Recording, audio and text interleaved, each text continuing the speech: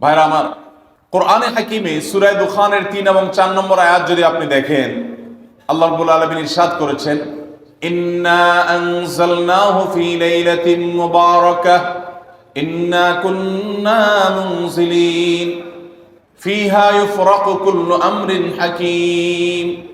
আল্লাহ বলেছেন, আমি নিশ্চয় কোরআনকে নাজিল করেছি, অবতীর্ণ করেছি একটি বরকতময় রাতে। আর এই বরকতময় রাতটা কোন রাত? যে রাতে কোরআন নাজিল হয়েছিল? শবে কদর। কোনো সন্দেহ আছে? কারণ কোরআনের আরেক আয়াত বলছে, ইন্না আনজালনাহু ফি লাইলাতিল কদর, আমি কোরআনকে নাজিল করেছি যে রাতে, সেটা হলো লাইলাতুল কদরে। তাহলে লাইলাতুল কদরে আল্লাহ কোরআন নাজিল করেছেন। আর সূরা দুখানে বলেছেন, আমি একটি বরকতময় রাতে কোরআন নাজিল করেছি। তাহলে এখানে বরকতময় রাত বলতে যে লাইলাতুল কদরকে বোঝানো হয়েছে, সেটা দিনের আলোর মতো পরিষ্কার। ঠিক কিনা বলেন? এরপর আয়াত আল্লাহ বলেছেন, ফিহা ইউফরাকু কুল্লু আমরিন হাকিম, এই বরকতময় রাত যে রাতে কোরআন নাজিল হয়েছে, অর্থাৎ লাইলাতুল কদর, সেই রাতেই সমস্ত গুরুত্বপূর্ণ হিকমাপূর্ণ বিষয়গুলো সব ধার্য হয়ে থাকে, নির্ধারণ হয়ে থাকে। এই আয়াতের আলোকে বোঝা যায় মানুষের ভাগ্য সারা বছরের যেটি লিপিবদ্ধ হওয়ার কথা, সারা বছরের যে বাজেট হওয়ার কথা, সেটা হয়ে থাকে লাইলাতুল কদরে, শবে কদরে। মধ্য শাবানের রাত, এ রাতে আল্লাহ তাআলা মানুষকে সাধারণ ক্ষমা ঘোষণা করেন। যাদের মনে হিংসা নাই, যাদের মনে মানুষের প্রতি বিদ্বেষ শত্রুতা নাই, এবং যারা শিরকে লিপ্ত না, এই মানুষগুলো ছাড়া বাকি মানুষগুলোকে মধ্য শাবানের রাত, যেটাকে আমরা শবে বরাত বলি, হাদিসের ভাষ্য শবে বরাত নয়, হাদিসের ভাষ্য হলো লাইলাতুন নিসফি মিন শাবান, সেই রাতে আল্লাহ রাব্বুল আলামিন বান্দাকে সাধারণ ক্ষমা ঘোষণা করেন। এটা একটা ভিন্ন বিষয়, কিন্তু বছরের সবচেয়ে শ্রেষ্ঠ রাত হলো লাইলাতুল কদর, যেই রাতে আল্লাহ তাআলা বান্দার ভাগ্য ঠিক করেন। এই রাতে যে ভাগ্য আল্লাহ নির্ধারণ করে থাকেন, সেই নির্ধারণটা যেন আমাদের অনুকূলে হয়, সেই নির্ধারণটা যেন আমাদের জন্য কল্যাণকর হয়। আল্লাহ যেন আমাদের ভাগ্যে ভালো কিছু লেখেন, খারাপ কিছু যেন না লেখেন। আল্লাহ যেন তাকদীরে আমাদেরকে ভালো কিছু দেন, মন্দ কিছু থেকে বাঁচিয়ে রাখেন। সেজন্য আমরা সবাই কামনা করি কি করি না? শুধু করি তা না, শবে বরাতে যত মানুষ মসজিদে আসে আমাদের দেশে, সারা বছরের অন্য কোন রাত দিন অন্য কোন সময় এত মানুষ মসজিদে আসে, কারণ কি? শবে বরাতে মানুষ মসজিদে বেশি আসে কেন? কি কারণে আসে বলেন দেখি? একজনকে সিন্নি খাওয়ার জন্য না, সিন্নি তো অন্য দিনও দেয়। এই রাতে বেশিরভাগ মানুষ মসজিদে যায় বা ইবাদত বন্দেগী করে যার যার মতো করে। বেশিরভাগ মানুষের ধারণা হলো যে এই রাতে ভাগ্য ঠিক হয়। যেহেতু ভাগ্য ঠিক হয়, ভাগ্য নির্ধারণ হয়, সেই জন্য এই রাতে মসজিদে যায়, ভিড় জমায়, যে একটা রাতে ইবাদত বন্দেগী করে যদি ভাগ্যটা নিজের অনুকূলে লিখে নেওয়া যায়, সারা বছরের ভালো কিছু লেখাই নেওয়া যায়, তাহলে তো সারা বছর ভালো থাকা যাবে। এই জন্য ওই একটা রাতে একটু বেশি ইবাদতবন্দি করার চেষ্টা করে। ঠিক না বেঠিক? ভাইরা আমার, প্রথম কথা হলো, ভাগ্য নির্ধারণ এই রাতে নয়, বরং লাইলাতুল কদরে হয়। দ্বিতীয় কথা হলো, ভাগ্য নির্ধারণের জন্য একটা রাত মসজিদে গিয়ে ইবাদত বন্দেগী করলেই আমার ভাগ্য নির্ধারিত হয়ে যাবে বা ভাগ্য ভালো কিছু লেখা হয়ে যাবে ভাগ্যে, এরকম কোন কথা কোরআন বা হাদিস থেকে পাওয়া যায়? কোরআন হাদিসে কি পাওয়া যায়? সূরা নাহাল আয়াত নম্বর 97, আল্লাহ রাব্বুল আলামিন ইরশাদ করেছেন, মান আমিলা সালিহাম মিন যাকারিন আও উনসা ওয়া হুয়া মুমিন, পুরুষ হোক আর নারী হোক, যে কোনো ব্যক্তি যদি ঈমানদার অবস্থায় ভালো কাজ করে, কোরআন হাদিসে নির্দেশিত কাজ, আল্লাহ যা করতে বলেছেন, রাসূল সাল্লাল্লাহু আলাইহি ওয়াসাল্লাম যা করতে বলেছেন, যদি সে কাজগুলো করে, এমত অবস্থায় করে যে সে ঈমানদার, অর্থাৎ ঈমান থাকতে হবে, ঈমান আছে, এই অবস্থায় যদি নেক আমল করে, তাহলে কি হবে? আল্লাহ বলেছেন, ফালানুহিয়ান্নাহু হায়াতান তাইয়্যিবাহ, তাহলে সেই পুরুষ সে নারীকে আমি পবিত্র জীবন দান করব। এই পবিত্র জীবনে মানুষ সুখী থাকবে, এই পবিত্র জীবনে মানুষ সমৃদ্ধ থাকবে, এই পবিত্র জীবনে মানুষ ভালো থাকবে, নেক থাকবে। ওয়ালানাজজিয়ান্নাহুম আজরাহুম বিআহসানি মা কানু ইয়ামালুন, এবং এই ঈমানদার নারী পুরুষরা যদি নেক আমল করে, ভালো কাজ করে যদি সব সময়, তাহলে সেক্ষেত্রে আল্লাহ বলেছেন, তারা যে ভালো কাজ করেছে ওইটা সবচেয়ে উত্তম বিনিময় আমি তাদেরকে দান করব। তাহলে এই আয়াত থেকে প্রমাণ হয়, যদি কেউ ঈমান আনার পর নেকামল করতে থাকে, একদিনের নেকামল নয়, এক রাতের নেকামল নয়, সারা বছর জুড়ে সারা জীবন ধরে ভালো কাজ করার চেষ্টা যদি কেউ করে, আল্লাহ তাআলা তাকে পবিত্র জীবন দিবেন, সৌভাগ্যবান মানুষের জীবন দিবেন, সুখী মানুষের জীবন দিবেন। এখান থেকে বোঝা যায় কি ভাগ্য নির্ধারণের জন্য এক রাত আমল করতে হবে নাকি সারা বছর? সূরা আরাফ আয়াত নম্বর 96, ওয়ালাউ আন্না আহলাল কুরা আমানু ওয়াত্তাকাউ, যদি কোন জনপদের লোকেরা ঈমান আনে আর তাকওয়া অবলম্বন করে। তাকওয়া কি? তাকওয়া হলো আল্লাহর ভয়ে সে আল্লাহর নির্দেশগুলো মানে আর হারামগুলো বর্জন করে। এরকম যদি কেউ করে, লাফাতাহনা আলাইহিম বারাকাতিম মিনাস সামাই ওয়াল আরদ, আল্লাহ বলেছেন তাহলে ওই ব্যক্তিকে আসমান এবং জমিন থেকে সমস্ত বরকত সমূহের দুয়ার সবগুলো তার জন্য খুলে দেওয়া হবে। তাহলে বোঝা গেল মানুষের জীবনে বরকত নাজিল হবে, মানুষ সুখে থাকবে, ভালো কিছু তার তাকদিরে লেখা হবে। তখন যখন বান্দা নেকামল করে, যখন বান্দা গুনাহ থেকে বাঁচে, তাকওয়া অবলম্বন করে, তখন তার ওই এক রাত্রে গিয়ে আলাদা কিছু দোয়া বা বিশেষ পদ্ধতির কোনো জিকির আজকার এটা প্রয়োজন হয় না, বরং সে সারা বছর জুড়ে আল্লাহ তাআলা তার নসিবে ভালো কিছু লেখেন যদি সে বছর জুড়ে সারা জীবন ধরে নেকামল করে গুনাহ থেকে বাঁচে। ভাইরা আমার, ধরুন আপনার বাসায় দুইটা মেশিন আছে, সেলাই মেশিন আছে। আপনার যেই মেশিনটা ভালো, এটা দিয়ে আপনার কাজ হয়, প্রোডাকশন হয়, ওই মেশিনটাকে তেল মোবিল আপনি ঠিক মতো দিবেন কি দিবেন না? যেহেতু ওইটা সার্ভিস দেয় আপনাকে, ওখান থেকে আপনার প্রোডাকশন হয়, ভালো কিছু অর্জিত হয়, সেজন্য আপনি অটোমেটিকলি সেটার জন্য বিদ্যুৎ সাপ্লাই দিবেন, গ্যাস লাগলে গ্যাসের সাপ্লাই যে মেশিনের জন্য দরকার সেটা দিবেন, তেল মোবিল যা যা দেওয়া দরকার সেটা দিবেন, নষ্ট হলে সাথে সাথে ওটা ঠিক করাবেন, যা যা দরকার সব ব্যবস্থা আপনি করবেন। কারণ মেশিনটা আপনার প্রোডাক্টিভ, মেশিনটা আপনার প্রোডাকশন দিচ্ছে, এখান থেকে ভালো কিছু পাওয়া যাচ্ছে, সেজন্য আপনি এটা দিবেন। আরেকটা মেশিন যদি হয় যে মেশিন থেকে আপনার কোনো সার্ভিস আপনি পান না, প্রোডাকশন দেয় না, মেশিনটা নষ্ট হয়ে অকেজো হয়ে পড়ে আছে, তাহলে ওই মেশিনে কি আপনি বিদ্যুৎ সাপ্লাই দিবেন? ওখানে কি আপনি অন্য যা দরকার আছে তেল মোবিল নিয়মিত দেওয়া, এগুলো কি আপনি করবেন? করবেন না। হ্যাঁ, ওইটার জন্য মাসে মাসে কিস্তি যদি দেওয়ার দরকার হয়, আগে থেকে কিনা থাকে, তাহলে আপনি আজকে কিস্তি পরিশোধ করবেন। অন্য কিছু আগে থেকে করা দরকার আছে সেটা আপনি করবেন। আল্লাহ রাব্বুল আলামিন ঠিক একই ভাবে তার যে বান্দারা তার অনুগত থাকে, তাকে অবলম্বন করে, হারাম থেকে বাঁচে, গুনাহ থেকে বাঁচে, ফরজ কাজগুলো করে, আল্লাহ তাআলা তার সেই বান্দাদের জন্য ভালো কিছু তাদের তাকদীরে লিপিবদ্ধ করেন, তাদের জন্য নসিবে ভালো কিছু রাখেন, তাদেরকে সুখের জীবন দান করেন, সৌভাগ্য দান করেন। আল্লাহ তাআলা প্রকৃত প্রশান্তি মনের সেটা দান করেন আল্লাহর ঈমানদার এবং নেককার বান্দাদেরকে, আমলে সালেহ করাওয়ালা বান্দাদেরকে, মুত্তাকি পরহেজগার বান্দাদেরকে।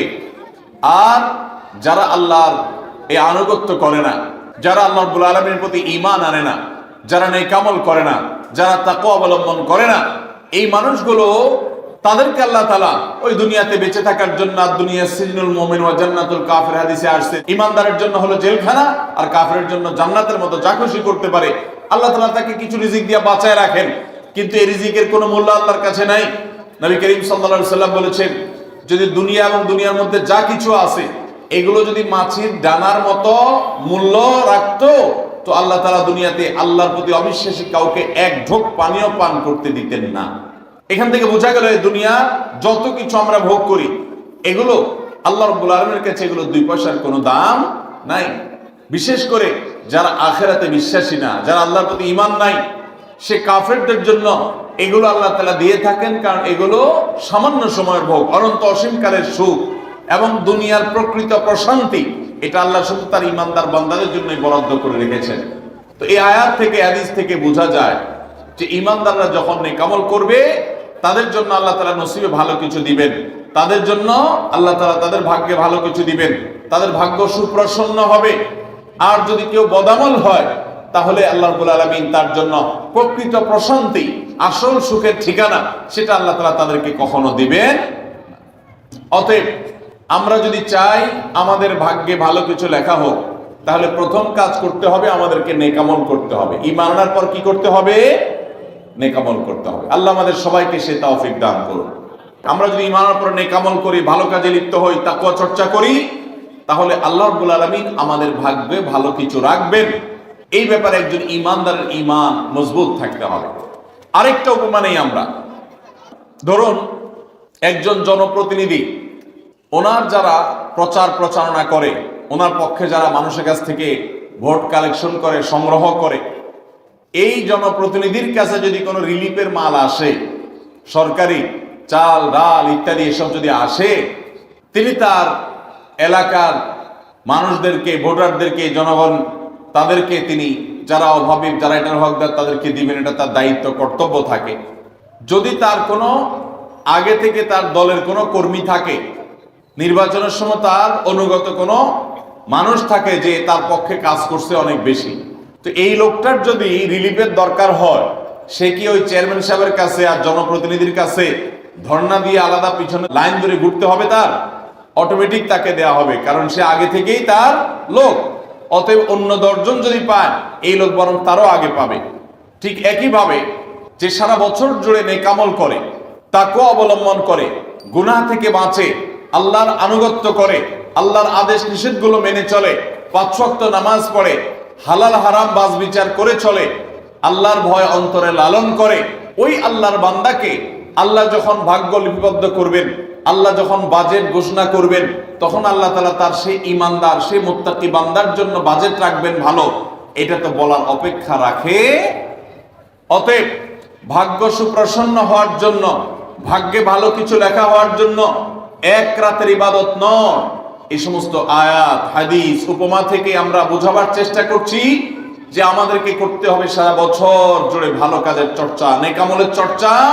তাহলে আমরা নেকামলের মাধ্যমে আল্লাহ রাব্বুল আলামিনের কাছ থেকে ভালো কিছুর ফয়সালা পাবো ইনশাআল্লাহ। মোহতারাম হাজরিন, আমরা অনেকে দোয়ার জন্য অনেক অস্থির হই, পেরেশান হই যে অমুক হুজুর যেন আমার জন্য একটু দোয়া করে দেন, ইমাম সাহেব আমার জন্য একটু দোয়া করে দেন। বড় কোনো আলেম পাইলে আমরা দোয়ার জন্য অনেক চেষ্টা করি যে ভাই আপনি একটু আমার জন্য দোয়া করে দেন। এটা ভালো, এটা খারাপ কিছু না। আমরা যারা এক রাতে আমল ইবাদত করে আমাদের ভাগ্যের ভালো কিছু লেখানোর জন্য চেষ্টা করি, আমি সেই ভাইদেরকে বলতে চাই, সারা দুনিয়ার সমস্ত ভালো মানুষ, সকল নেক মানুষ, এমনকি মক্কা মদিনার ইমাম সাহেবরা, হারামাইনের ইমাম খতিবগণ, সারা দুনিয়ার সকল আল্লাহওয়ালা, নেককার এবং ভালো মানুষ যারা আছেন, আব্দে সালেহ যারা আছেন, আল্লাহর ওলি যারা আছেন, তাদের সবার দোয়া আমরা পাইতে চাই। একটা সহজ উপায় আছে, সেটা কি?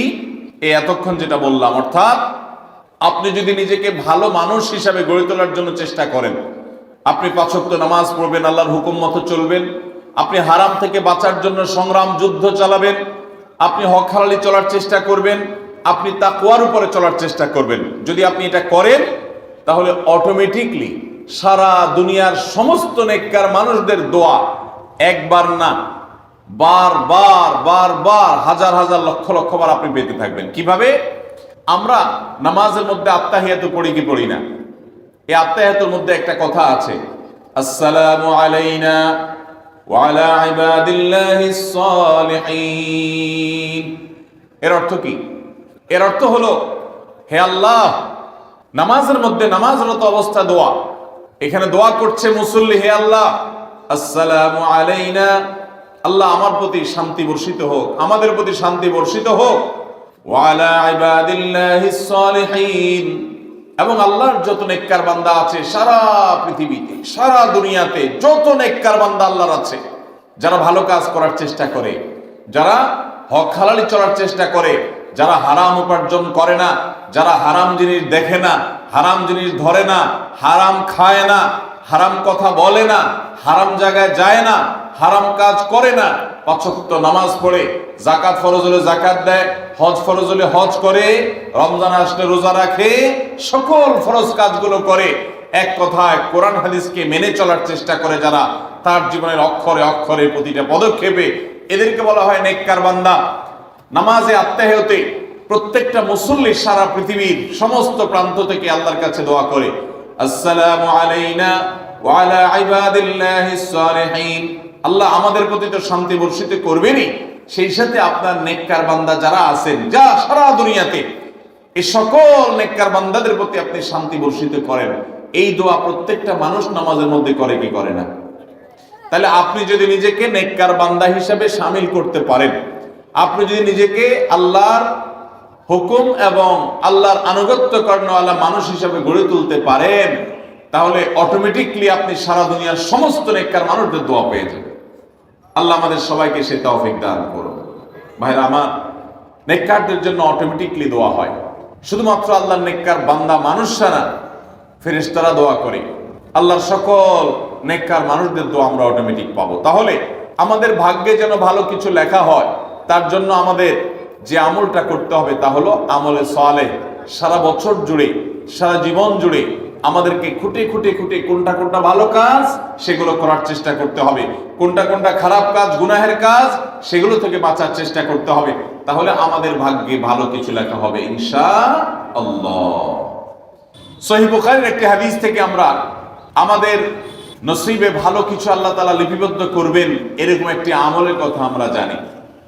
সকল সাধারণ নেক আমলের মধ্যে সেটা শামিল আছে, এটাকে আলাদা করে নবী সাল্লাল্লাহু আলাইহি ওয়াসাল্লাম বলেছেন। সেটা কি? তিনি বলেছেন, মান সাররাহু আন ইউবসাতা লাহু ফি রিজকিহি আও ইউনসা লাহু ফি আথারিহি ফালইয়াসিল রাহিমাহ। মান সাররাহা লাহু আন ইউবসাতা লাহু ফি রিজকিহি আও ইউনসা লাহু ফি আথারিহি, যে ব্যক্তি চায় তার রিজিককে প্রশস্ত করে দেওয়া হোক, তার রিজিকে বারাকা দেওয়া হোক এবং তার হায়াত বৃদ্ধি করে দেওয়া হোক, এটা যে চায়, ফালইয়াসিল রাহিমা, সেই জন্য তার রক্ত সম্পর্কীয় আত্মীয়দের সাথে সুসম্পর্ক বজায় রাখে, সেই জন্য তার রক্ত সম্পর্কীয় আত্মীয়দের সাথে সম্পর্ক সবসময় জুড়ে রাখে, সম্পর্ক যেন ভালো রাখে, তাদের সাথে সম্পর্ক যেন ছিন্ন না করে। তাহলে সেক্ষেত্রে তার হায়াত এবং তার রিজিকের মধ্যে বরকত দেওয়া হবে, কল্যাণ দেওয়া হবে, লিপিবদ্ধ করা হবে, এই ফয়সালা তার জন্য করা হবে। এই হাদিস থেকে বোঝা যায় যে আমাদের হায়াত, আমাদের রিজিকের মধ্যে বরকত হবে, কল্যাণ হবে, ভাগ্যে নসিবে ভালো কিছু আল্লাহ তাআলা দিবেন যদি আমরা রক্ত সম্পর্কীয় আত্মীয়দের সাথে সুসম্পর্ক বজায় রাখি। আজকাল আমাদের সমাজে অনেক মানুষ আছেন যে নামাজ রোজা করেন, ওয়াজ মাহফিলে যান, কোরআন তেলাওয়াত করেন, জিকির আজকার তাসবিহ তেলাওয়াত করেন, কিন্তু নিজের রক্ত সম্পর্কীয় আত্মীয়দের সাথে সম্পর্ক ভালো নেই। আছে না নাই? আপনার আত্মীয় যদি নিজে থেকে সম্পর্ক ছিন্ন করে চলে যায় তাহলে তার আপনার দোষ নাই, কিন্তু আপনি নিজে থেকে কখনো আপনার রক্তের যে আত্মীয়, যাদের সাথে রক্তের সম্পর্ক আছে, এরকম কারোর সাথে সম্পর্ক ছিন্ন করতে পারবেন না। এটা হারাম। নবী করিম সাল্লাল্লাহু আলাইহি ওয়াসাল্লাম বলেছেন, যে ব্যক্তি আত্মীয়তার সম্পর্ককে রক্ষা করবে আল্লাহ তাআলা তাকে রক্ষা করবেন, যে আত্মীয়তার সম্পর্ক ছিন্ন করবে, তাকে ত্যাগ করবে, আল্লাহ তাআলা ওই ব্যক্তিকে ছিন্ন করবেন। এই জন্য আত্মীয়তার সম্পর্ক রক্ষা করা এটা আমাদের ভাগ্য সুপ্রসন্ন হওয়ার অন্যতম মাধ্যম। আত্মীয়তার সম্পর্ক রক্ষা করা বলতে কাদের সাথে সম্পর্ক বজায় রাখতে হবে? যাদের সাথে রক্তের সম্পর্ক আছে আপনার। তারা কারা? আপনার শরীরে আপনার বাবার রক্ত আছে, রক্ত সম্পর্কীয় আত্মীয়। আপনার বাবার সাথে আপনার ব্লাডের কানেকশন আছে, আপনার মায়ের সাথে আপনার ব্লাডের কানেকশন আছে, এবং মায়ের সাথে ব্লাডের কানেকশন থাকার কারণে মায়ের দিককার আত্মীয় আপনার মামা, আপনার খালা, আপনার নানা নানি, তারা হলো আপনার রক্ত সম্পর্কীয় আত্মীয়। ঠিক একইভাবে আপনার বাবার দিককার রক্ত সম্পর্কীয় আত্মীয় হলেন আপনার দাদা দাদি, আপনার চাচা, আপনার ফুফু এবং চাচাতো ভাই বোন, ফুফু যিনি তার রক্ত আপনার বাবার রক্ত এক, সেজন্য তারা রক্তের আত্মীয়। ভাই বোন তো আছেই। এই রক্তের আত্মীয়দের সাথে অনেকে সম্পর্ক বজায় রাখে না, কোনো কারণে সম্পর্ক ছিন্ন করে ফেলে, এটা হারাম। আমরা দুনিয়াতে অনেক বন্ধু বান্ধবের সাথে সম্পর্ক ভালো রাখি, অনেক দোস্তের সাথে সম্পর্ক ভালো রাখি, অথচ আমাদের এই রক্ত সম্পর্কে আত্মীয়গুলোর সাথে সম্পর্ক ভালো রাখা হয় না। মোহতারাম হাজরিন, আমাদের নসিবে আল্লাহ ভালো কিছু দেখ, আমরা সবাই চাই কি চাই না? তাহলে শবে বরাতে রাতভর আপনি দোয়া জিকির আজকার করলেন, কান্নাকাটি করলেন, আর মিলাদ মাহফিল করলেন, আশা করলেন আপনার ভাগ্যে ভালো কিছু লেখা হবে। আপনার ভাগ্যে ভালো কিছু লেখা হবে না যদি আপনি আপনার রক্ত সম্পর্কে আত্মীয়ের সাথে সম্পর্ক ছিন্ন করে বসে থাকেন। কারণ আপনার জীবনে, আপনার রুজিতে, আপনার ইনকামে উপার্জনে বরকত হওয়ার পূর্ব শর্ত হলো আপনার এই রক্ত সম্পর্কে আত্মীয় স্বজনের সাথে সুসম্পর্ক বজায় রাখা। হ্যাঁ, তারা যদি সুসম্পর্ক বজায় রাখতে গেলে আপনার ক্ষতি করে, আপনাকে বিপদে ফেলে, তাহলে আপনি নিজেকে বাঁচাতে পারেন, আত্মরক্ষার জন্য আপনি দূরত্ব বজায় রাখতে পারেন। কিন্তু তাই বলে তাদের সাথে আপনি সম্পর্ক নষ্ট করে থাকবেন, তাদেরকে ভুলে থাকবেন বা তাদের সাথে সম্পর্ক রাখবেন না, এটা কিন্তু জায়েজ হতে পারে না। ইংল্যান্ডের একটা ইউনিভার্সিটির একটা জরিপের কথা অনলাইনে আমি একবার দেখেছিলাম, যে একটা নামকরা বিশ্ববিদ্যালয়, তারা বিশ্ববিদ্যালয়ের ছাত্রদের মধ্যে একটা সার্ভে তারা চালিয়েছিলেন। তারা দেখতে চেয়েছেন যে ছাত্রদের মধ্যে কারা বেশি হায়াত পায় আর কারা কম পায়। যারা বেশি হায়াত পায় তাদের মধ্যে বৈশিষ্ট্য কি আছে, যারা কম পায় তাদের মধ্যে কোন বৈশিষ্ট্যের অভাব আছে। তো এটা নিয়ে দীর্ঘ অনেক বছরের একটা জরিপ তারা চালিয়েছেন, একটা নিরীক্ষা তারা চালিয়েছেন। সেই নিরীক্ষায় দেখা গেল যে যেই ছাত্ররা দীর্ঘদিন পর্যন্ত হায়াত পেয়েছেন এবং তারা অনেক দিন দুনিয়াতে বেঁচেছেন, তাদের বেশিরভাগই দেখা গেছে, সবাই না, বেশিরভাগই দেখা গেছে যে তারা সাধারণত তাদের পারিবারিক এবং আত্মীয় স্বজন, বন্ধু বান্ধব, অন্যদের সাথে হাসি খুশি, অর্থাৎ মানুষের সাথে সম্পর্ক বজায় রাখছে। আর যারা সম্পর্ক বজায় রাখে নাই, এই মানুষগুলো তাদের তুলনামূলকভাবে প্রথম গ্রুপের চাইতে তারা অনেক আগে দুনিয়া থেকে চলে গেছে, অনেক আগে তারা মারা গেছে। এটা প্রত্যেকটা ব্যক্তির ক্ষেত্রে আলাদা আলাদা করে খাটানো যাবে না, এটা একটা টোটাল জরিপের ফসল। তো এই জরিপ প্রমাণ করে নবী করিম সাল্লাল্লাহু আলাইহি ওয়াসাল্লাম যে বলেছেন, যারা রক্ত সম্পর্কের আত্মীয়গুলোর সাথে সুসম্পর্ক বজায় রাখে তাদের হায়াতে এবং রিজিকে বরকত দেওয়া হয়। এই জরিপের রিপোর্টও সেটা সত্যতাকে প্রমাণ করে। আল্লাহ তাআলা আমাদের সবাইকে আমাদের আত্মীয় স্বজনের সাথে সুসম্পর্ক বজায় রাখার তৌফিক দান করুন। তাহলে আমাদের ভাগ্যে যেন ভালো কিছু লেখা হয়, ভাগ্য যেন সুপ্রসন্ন হয়, সেজন্য আমরা দ্বিতীয় আমলও পেয়ে গেলাম। নাম্বার 3, বান্দার ভাগ্য এবং নসিবে ভালো কিছু যেন হয়। মন্দ কোনো কিছু যদি আল্লাহ না করুন কারণ নসিবে লেখা থাকে, সেটা যেন দূর হয়, সেটা যেন তার ক্ষতি না করে, এবং আল্লাহ রাব্বুল আলামিন যেন সেই ফয়সালা বান্দার উপরে কার্যকর না করে। সেজন্য তৃতীয় আমল হলো দোয়া। কারণ লা ইয়ারুদ্দু তাকদীর ইল্লা দুআ। তিরমিজিতে একই হাদিস আসছে, ভাষ্য ভিন্ন, লা ইয়ারুদ্দু কাযা ইল্লা আদ-দুআ। বান্দার তাকদীর, বান্দার ভাগ্য, এটা কোনো কিছু পরিবর্তন করতে পারে না। অন্য এক হাদিসে আসছে, আল্লাহ যা ফয়সালা করেন সেটা আর পরিবর্তন করেন না। তবে এই হাদিস থেকে একটা এক্সেপশন পাওয়া যায়, সেটা হলো যদি কেউ আল্লাহ তাআলার কাছে কায়মন বাক্যে দোয়া করতে পারে, দোয়ার হক আদায় করে যদি দোয়া করতে পারে, তাহলে এই দোয়া আল্লাহ রাব্বুল আলামিনের তাকদীরকে পর্যন্ত তার জন্য পরিবর্তন করে দেওয়া হয় দোয়ার মাধ্যমে। আল্লাহ তাআলা আমাদেরকে সবাইকে সেভাবে দোয়া করার তৌফিক দান করুন। আমরা চেষ্টা করব তো ইনশাআল্লাহ। তাহলে তৃতীয় আমল আমরা পেয়ে গেলাম, সেটা হলো দোয়া। আল্লাহ তাআলার কাছে যদি কেউ চোখের পানি ফেলে দোয়া করে, আল্লাহ আপনি আমার নসিবে যদি খারাপ কিছু লেখাও থাকে সেটা থেকে আপনি আমাকে উদ্ধার করেন। যদি কেউ দোয়ার হক আদায় করে দোয়া করতে পারে, দোয়া কবুলের জায়গাগুলোতে দোয়া করতে পারে, যথাযথভাবে দোয়া করতে পারে, দোয়ার শর্ত পূরণ করে দোয়া করতে পারে, কায়মন বাক্যে দোয়া করতে পারে, চোখের পানি ফেলে দোয়া করতে পারে, দোয়া এত বড় অস্ত্র, দোয়া এত বড় মাধ্যম, দোয়া এত বড় একটা উপায় যে এটা দিয়ে আল্লাহর লিখন, আল্লাহর তাকদীর, এটা আল্লাহর কাছ থেকে পরিবর্তন করিয়ে আনা যায় এই দোয়ার মাধ্যমে।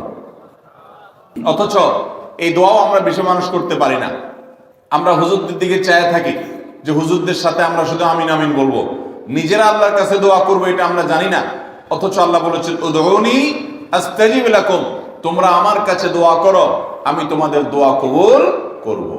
অতএব ভাইরা আমার, আমরা আল্লাহ রাব্বুল আলামিনের কাছে আমাদের ভাগ্যে যেন ভালো কিছু লেখা হয়, সেজন্য আল্লাহর কাছে বেশি বেশি করে দোয়া করব। এবং আমাদের তাকদীরে যদি কোনো ক্ষতিকর কিছু থাকে তো সেটা যেন আমাদের ক্ষতি না করে আল্লাহ রাব্বুল আলামিন যেন আমাদের প্রতি রহম করেন, এই মর্মে আমরা যদি দোয়া করি তো দোয়ার মাধ্যমে আল্লাহ তাআলা তাকদীরও পরিবর্তন করে। অবশ্য তাকদীরের মধ্যে দুইটা প্রকার আছে, একটা তাকদীরে মুবরাম আর একটা তাকদীরে গায়রে মুবরাম। তাকদীরে গায়রে মুবরাম যেটা, সেটা তাকদীর দোয়ার মাধ্যমে ফয়সালা আল্লাহ পরিবর্তন করেন। মোবরাম যেটা পরিবর্তন করেন না, অর্থাৎ যেটা চূড়ান্ত করেছেন আল্লাহ তাআলা আগে থেকে, সেটা পরিবর্তন করেন না। তবে বান্দার হায়াতের ক্ষেত্রে কোন কোন হাদিস থেকে জানা যায় আল্লাহ রাব্বুল আলামিন কোন নেক আমলের ফলে দোয়ার মাধ্যমে আল্লাহ রাব্বুল আলামিন অনেক সময় সেটাতে পরিবর্তন করেন এবং সেটাতে বারাকা দান করেন। অতএব আমাদেরকে তাকদীর ভাগ্য যেন সুপ্রসন্ন হয়, আমাদের নসিব যেন ভালো হয়, আল্লাহ যেন ভালো কিছু দান করেন, সেজন্য শবে বরাতে রাত ভরে ইবাদত বন্দিগি এই জন্য নয়, বরং আমাদের ভাগ্যে ভালো কিছু হওয়ার জন্য বছর জুড়ে আমাদেরকে নেক আমল করতে হবে। এক রাত ইবাদত বন্দি করলেন, সারা বছর কোন নফল নামাজ, ফরজ নামাজ, অন্যান্য ফরজ কাজ করলেন না, আর আপনি আশা করলেন যে আল্লাহ আপনার জন্য ভাগ্যে ভালো কিছু লিখে দিবে, এটা সঠিক নয়। আর ভাগ্যের নির্ধারণটা মূলত লাইলাতুল কদর, এটি বোঝা যায় সূরা দুখান থেকে, অন্যান্য সূরা থেকে। অতএব আমাদের সবাইকে আমাদের ভাগ্যে ভালো কিছু লেখার জন্য বেশি বেশি আমাদের 5 ওয়াক্ত ফরজ নামাজ সহ আল্লাহর সমস্ত ফরজ বিধানগুলো মেনে চলতে হবে, হারাম এবং গুনাহের কাজগুলো থেকে বেঁচে চলতে হবে, এবং সেই সাথে আমাদের সবাইকে বেশি বেশি করে বিশেষ করে নেককারদের কাতারে শামিল হতে হবে। আমি যত বেশি নেককার হতে পারবো, ওই যে নামাজে আত্মীয়তার মধ্যে নেককারদের দোয়া পাবো, আমার প্রতি শান্তি আল্লাহর এমনি বর্ষিত হবে। এবং দ্বিতীয় আমল হলো বেশি বেশি করে আত্মীয় স্বজন, রক্ত সম্পর্কীয় যারা, তাদের সাথে বিশেষভাবে সুসম্পর্ক বজায় রাখতে হবে। সম্পর্ক নষ্ট করা যাবে না, সম্পর্ক ছিন্ন করা যাবে না। এবং তৃতীয় আমল হলো বেশি বেশি দোয়া করতে হবে। এই তিনও আমল যখন আমরা একযোগে চালাবো, একদিক থেকে সাধারণ সব নেক আমল করব, বিশেষভাবে আমি আত্মীয় স্বজনের সাথে সম্পর্ক বজায় রাখার চেষ্টা করব, এবং আল্লাহর কাছে দোয়ার আমলটা বেশি বেশি করব, বরকত নাজিল হওয়ার মতো কাজগুলো বেশি বেশি করব, ইনশাআল্লাহ আল্লাহ রাব্বুল আলামিন আমার নসিবে ভালো কিছু দিবেন এবং মন্দ কিছু থেকে আমাকে বাঁচাবেন। নবী করিম সাল্লাল্লাহু আলাইহি সাল্লাম আল্লাহর কাছে দোয়া শিক্ষা দিয়েছেন, আল্লাহুম্মা ইন্নী আউযু বিকা মিন দারকিল বালা, আল্লাহুম্মা ইন্নী আউযু বিকা মিন সুইল কাদা। আল্লাহ, আপনার কাছে আমার ভাগ্যের ক্ষতি থেকে আমি আপনার কাছে পানা চাই। অর্থাৎ আমার তাকদীরে কাজার মধ্যে যদি কোনো ক্ষতিকর কিছু আপনি লিখে থাকেন, তাহলে সেই সুউল কাজা, এটা থেকে আমি আপনার কাছে পানা চাই। অতএব এই মর্মে আল্লাহর কাছে যত বেশি আমরা দোয়া করব, আল্লাহ রাব্বুল আলামিন আমাদেরকে তত বেশি হেফাজত করবেন। আল্লাহ তাআলা আমাদের নসিবে দুনিয়া এবং আখিরাতে, ইহকালে এবং পরকালে ভালো কিছু লেখেন, আমাদের নসিবে যেন ভালো কিছু হয় সেই তৌফিক আল্লাহ তাআলা আমাদেরকে দান করেন। আমরা সবাই আমলগুলো করবো তো ইনশাআল্লাহ। আল্লাহ আমাকে আপনাকে আমাদের সবাই আমলের তৌফিক দান করুন।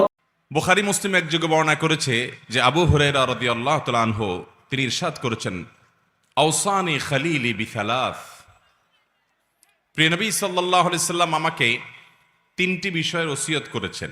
কয়টি বিষয় ওসিয়ত করেছেন? আমাদের প্রিয় নবী সাল্লাল্লাহু আলাইহি সাল্লাম এই সাহাবীকে ওসিয়ত করেছেন এই হাদিসে 3টি বিষয়।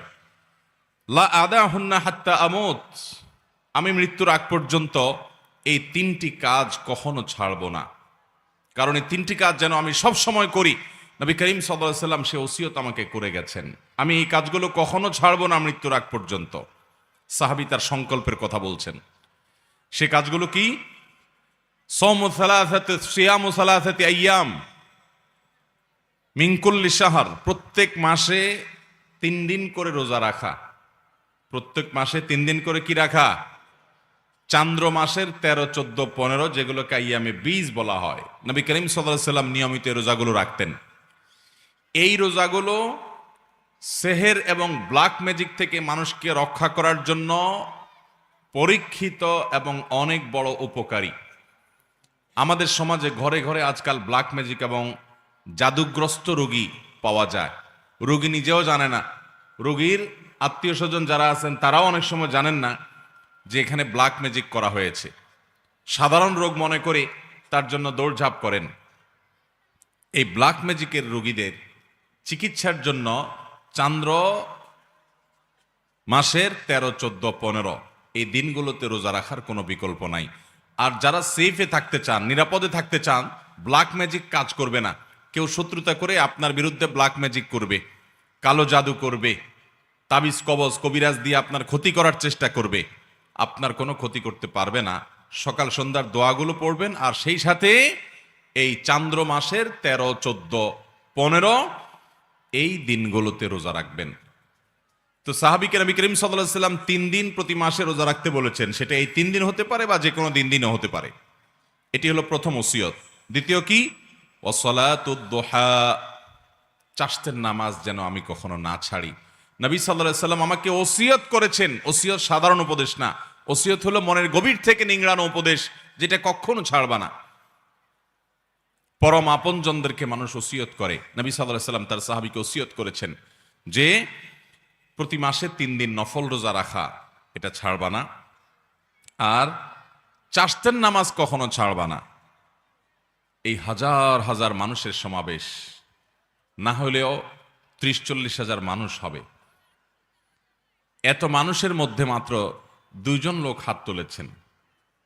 নবী করিম সাল্লাল্লাহু আলাইহি সাল্লাম যেটা সাহাবীকে ওসিয়ত করে গেছেন, এই চাষতের নামাজ কি, এই সম্পর্কে যদি আমি এখন প্রশ্ন রাখি, 80% মানুষ আমার ধারণা এটা বলতেই পারবে না যে এটা কোন নামাজ কখন পড়ে। আর এই কারণে এই বিলুপ্ত হয়ে যাওয়া আমলটিকে পুনর্জীবন দেওয়ার জন্য, পুনঃপ্রতিষ্ঠা করার জন্য আমি এই বিষয়ে কথা বলতে চাই। আল্লাহ রাব্বুল আলামিন আমাদেরকে এটা পুনরায় প্রতিষ্ঠা করার তৌফিক দান করুন। তৃতীয় যে ওসিয়ত করেছেন নবী সাল্লাল্লাহু আলাইহি সাল্লাম তাকে, সেটা হলো ওয়ানাউমুন আলা বিত্রিন, এবং বিতিরের নামাজ পড়ে যেন আমি রাতে শুই। যারা তাহাজ্জুদ পড়বে নিশ্চিত আছেন বা প্রবল সম্ভাবনা আছে, জোরালো তার সম্ভাবনা আছে, তারা তাহাজ্জুদের পরে বিতির পড়বেন, ঠিক আছে। কিন্তু বিতির পড়তে পারি কিনা এ ব্যাপারে যদি সিউরিটি না থাকে, প্রবল নিশ্চয়তা না থাকে, তাহলে সেক্ষেত্রে বিতির পড়ে রাতে ঘুমোতে হবে। সেটাকে বিলম্ব করা যাবে না, বাদ দেওয়া যাবে না। নবী সাল্লাল্লাহু আলাইহি ওয়াসাল্লাম সে ওসিয়ত করেছেন। সহিহ মুসলিমের হাদিস আম্মা জানা আয়েশা রাদিয়াল্লাহু তাআলা থেকে বর্ণিত হয়েছে, তিনি বলেছেন, কানান নবী সাল্লাল্লাহু আলাইহি ওয়াসাল্লাম ইউসাল্লি দুহা আরবাআন ওয়া ইয়াজিদু মা শা। নবী সাল্লাল্লাহু আলাইহি ওয়াসাল্লাম প্রতিদিন 4 রাকাত চাষতের নামাজ পড়তেন, আবার কখনো কখনো তার চাইতে বেশিও পড়তেন, যতটুকু মনে চায়। অনেক বর্ণনা থেকে 8 রাকাত পর্যন্ত পাওয়া যায়। 4 রাকাতের বেশি 6 রাকাত হতে পারে, 8 রাকাতও হতে পারে। এই হাদিস থেকে বোঝা যায় যে 4 রাকাত তিনি অবশ্যই পড়তেন, এর বেশি কখনো কখনো 8 রাকাতও পড়তেন, 6 রাকাতও পড়তেন। সহিহ মুসলিমের হাদিসে আসছে, আবু যর গিফারী রাদিয়াল্লাহু তাআলা বর্ণনা করেছেন, নবী করিম সাল্লাল্লাহু আলাইহি ওয়াসাল্লাম বলেছেন, আল্লাহ রাব্বুল আলামিন আমাদের শরীরে যতগুলো অঙ্গ প্রত্যঙ্গ দিয়েছেন, যতগুলো জোড়া দিয়েছেন, এই প্রত্যেকটি জয়েন্ট, এই প্রত্যেকটি জোড়া আল্লাহর পক্ষ থেকে অনেক বড় অনুগ্রহ। প্রতিদিন এই জোড়া ঠিক থাকার কারণে আমরা মুভমেন্ট ঠিক মতো করতে পারছি, চলাফেরা ঠিক মতো করতে পারছি, অসুবিধা হচ্ছে না। এই যে আল্লাহ তাআলার এত বিশাল বড় নেয়ামত আমরা লাভ করতে পারলাম, সেজন্য প্রতিটি জোড়া, প্রতিটি অঙ্গের তরফ থেকে প্রতিদিন আমাদের সাদাকা করা উচিত। আমরা একবার সুবহানাল্লাহ বললে একটি জোড়া, একটা জয়েন্টের পক্ষ থেকে, অঙ্গের পক্ষ থেকে সাদাকা হয়, এর পক্ষ থেকে আল্লাহর শুকরিয়া আদায় করা হয়। একবার আলহামদুলিল্লাহ বললে, একবার সুবহানাল্লাহ বললে, একবার আল্লাহু আকবার বললে, একটা ভালো কাজ করলে, একটু দান সাদাকা করলে, কাউকে অন্যায় কাজ থেকে বাধা দিলে, কাউকে কোনো ভালো কাজের নির্দেশ করলে, এই প্রত্যেকটি ভালো কাজ মানুষের প্রতিটা শরীরের প্রতিটি জয়েন্ট থেকে সাদাকা হয়। এই যে মানুষের শরীরের শত শত জয়েন্ট, এই জয়েন্ট এবং জোড়া, এই অঙ্গ প্রত্যঙ্গগুলো থেকে প্রত্যেকটি থেকে আলাদা আলাদা করে প্রতিদিন যদি সাদাকা দিতে হয়, তাহলে কি পরিমাণ নেকামল করা লাগবে। এই হাদিসে নবী সাল্লাল্লাহু আলাইহি ওয়াসাল্লাম বলেছেন, মানুষের শরীরের প্রতিটি জয়েন্ট, জোড়া, প্রতিটি অঙ্গ প্রত্যঙ্গ থেকে একটি কাজ প্রত্যেকটির তরফ থেকে সাদাকা করার, শুকরিয়া আদায় করার কাজ করে দেয়। সেটা হলো যদি কেউ সলাতুদ দুহা বা চাষতের নামাজ পড়ে, তাহলে এই একটি কাজ তার শরীরের সমস্ত জয়েন্টের তরফ থেকে সাদাকা হয়ে যায়। মোহতারাম হাজরিন, এই সালাতুদ দুহা বা চাষতের নামাজের সম্পর্কে তিরমিজির বর্ণনায় আসছে, নবী করিম সাল্লাল্লাহু আলাইহি সাল্লাম বলেছেন যে আল্লাহ রাব্বুল আলামিন হাদিসে কুদসিতে বলেছেন, ইয়াবনা আদম, হে আদম সন্তান, এর কালি আউয়ালান নাহারে আরবাআন, তোমরা দিনের শুরুতে 4 রাকাত নামাজ পড়ো আমাকে সন্তুষ্ট করবার জন্য। এটা আল্লাহ বলছেন। আকফিকা আখিরাহু, তাহলে তোমাকে আমি দিনের শেষ পর্যন্ত পরিপূর্ণ সময়টাতে আমি যথেষ্ট হয়ে যাব সকল ক্ষতি থেকে বাঁচাবার জন্য। এই 4 রাকাত নামাজ সালাতুদ দুহা, যেটাকে আমরা চাষতের নামাজও বলি। নবী আলাইহিস সালাম অন্য হাদিসে বলেছেন, লা ইউহাফিযু আলা সালাতিদ দুহা ইল্লা আওয়াব, যারা আল্লাহর দিকে ধাবিত, আল্লাহর দিকে অগ্রসর, এলিট শ্রেণীর মুসলমান, সাধারণ শ্রেণী না, একেবারে সর্বোচ্চ মর্যাদার সর্বোচ্চ শ্রেণীর আপার ক্লাসের মুসলমান যারা, এই আপার ক্লাসের মুসলমান, তাদের কাজ হলো আল্লাহর পথে ধাবিত তারা থাকে, আল্লাহর দিকে ঝুঁকে থাকে, আল্লাহর দিকে অগ্রসর থাকে। এই আওয়াব শ্রেণীর বান্দা আপার ক্লাসের মুসলমানদের আমল হলো চাশতের নামাজ। এটা সাধারণ মুসলমানরা পারে না। এই জন্য নবী সাল্লাল্লাহু আলাইহি সাল্লাম এটার নাম দিচ্ছেন ওয়াহিয়া সলাতুল আওয়াবিন। এটা হলো আওয়াবিনের নামাজ, অর্থাৎ আল্লাহর দিকে যারা ধাবিত থাকে তাদের নামাজ, সলাতুদ দুহা। এই নামাজটা কখন পড়তে হয়? এই নামাজটা পড়তে হয় সূর্য যখন তেতে যায়, সূর্যের উত্তাপে যখন বালি মাটি একটু গরম হতে লাগে, তখন থেকে নিয়ে জোহরের ওয়াক্ত হওয়ার আগ পর্যন্ত। এটা গরমের সিজনে এক টাইম হয়, শীতের সিজনে আরেক টাইম হয়। কারণ গরমের সময় সূর্য এক সময় উঠে, শীতের সময় সূর্য আরেক সময় উঠে। আনুমানিক বেশিরভাগ সিজনে দেখবেন আপনি 8টা সাড়ে 8টার পর থেকে নিয়ে আপনার জোহরের আগ পর্যন্ত এই টাইমটাতে বালু তেতে যায়। কখনো একটু দেরি হয়, 9টা বাজে, বা কখনো একটু আগে হয়। তো এই 9টা 10টা সাড়ে 10টা এই টাইমগুলোতে জোহরের ওয়াক্ত হওয়ার আগ পর্যন্ত 4 রাকাত নামাজ। কোন কোন বর্ণায় অবশ্য 2 রাকাতের কথা বলা হয়েছে, কিন্তু বেশিরভাগ বর্ণায় 4 রাকাতের কথা বলা হয়েছে।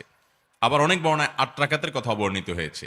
2 রাকাত করে পড়তে পারেন। সলাতুল লাইলি ওয়ান নাহারি মাসনা মাসনা, নবী সাল্লাল্লাহু আলাইহি সাল্লাম বলেছেন রাত এবং দিনের নামাজ হলো 2 রাকাত করে, নফল নামাজগুলো 2 রাকাত করে পড়ে উত্তম। যাই হোক, অনেক উলামা ইকরাম 4 রাকাত একসাথে করার কথাও বলেন। 2টা আকওয়াল আছে উলামাদের মধ্যে, 2টা কওলি আছে। যাই হোক, তো চাশতের নামাজ হিসাবে আপনি 9টা 10টার দিকে কমপক্ষে 4 রাকাত নামাজ পড়বেন। কোনো সূরা নির্ধারিত নাই, যেই কোনো সূরা দিয়ে পড়তে পারেন, সূরা ফাতিহার সাথে আরেকটা সূরা মিলিয়ে। এরপরে আপনি অন্য সব নামাজের যে নিয়ম আছে ঠিক একই নিয়ম, বিশেষ কোনো নিয়ত নাই। আমি সলাতুদ দুহা পড়তেছি, চাশতের নামাজ পড়তেছি, যে নামাজ আমার পুরো শরীরের প্রতিটি অঙ্গ প্রত্যঙ্গ, প্রতিটি জয়েন্ট জোড়া থেকে এই নামাজটাই যথেষ্ট হয়ে যাবে, আমি সেই নামাজ পড়ছি। যে নামাজ পড়ার জন্য নবী সাল্লাল্লাহু আলাইহি সাল্লাম একজন নয়, বেশ কয়েকজন সাহাবীকে ডেকে ডেকে আলাদা করে ওসিয়ত করেছেন। ওসিয়ত আর সাধারণ নসিহত উপদেশ এক জিনিস না। নবী সাল্লাল্লাহু আলাইহি সাল্লাম ওসিয়ত করেছেন। ওসিয়ত সাধারণত বলা হয় কোনো ব্যক্তি তার মৃত্যুর পরেও যেন কোনো কাজ করা হয় সে সম্পর্কে যে উপদেশ দিয়ে যায়, গাইডলাইন দিয়ে যায়, ওটার নাম ওসিয়ত। এটা মানুষ একান্ত আপনজনকে করে। আমাদের প্রাণের নবী সাল্লাল্লাহু আলাইহি সাল্লাম তার একাধিক সাহাবীকে, বেশ কয়েকজন সাহাবীকে ওসিয়ত করে গেছেন যে এই নামাজ কখনো ছাড়বা না।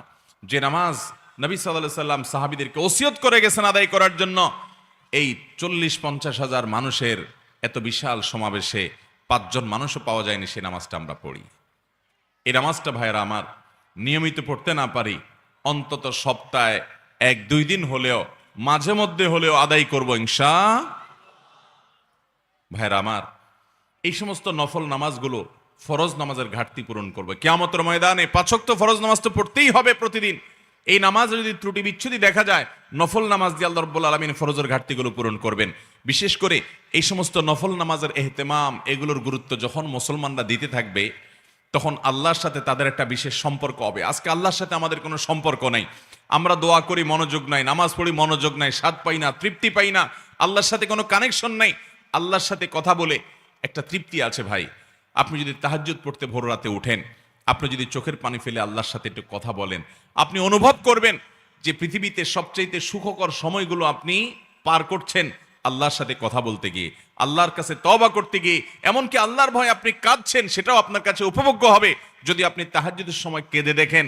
তাহাজ্জুদ পড়ার সময় ঘুম থেকে উঠে নিরালা এবং নিরিবিলি পরিবেশে যখন একাকী 2 রাকাত 4 রাকাত নামাজ পড়ে সিজদায় এবং দুহাত প্রসারিত করে আল্লাহর কাছে দোয়া করেন।